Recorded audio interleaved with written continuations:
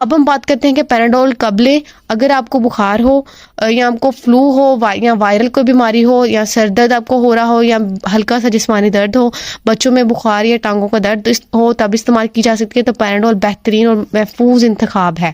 خاص طور پر ایسے مریض جنہیں معدے کا مسئلہ ہو تو وہ پہلے پیراڈول کو ترجیح دیں. اب ہم بات کرتے ہیں کہ بروفین کب لیں.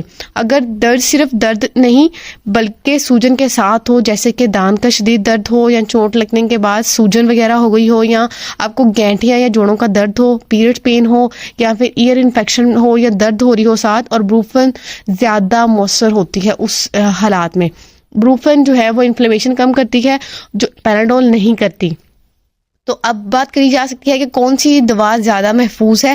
اگر مجموعی طور پر بات کریں, پیراڈول نسبتاً زیادہ سیف سمجھی جاتی ہے کیونکہ معدے پر اثر نہیں کرتی, بہت سے مریض لے سکتے ہیں, بچوں کے لیے بھی محفوظ ہے, لانگ ٹرم استعمال پر بھی کم خطرہ ہوتا ہے.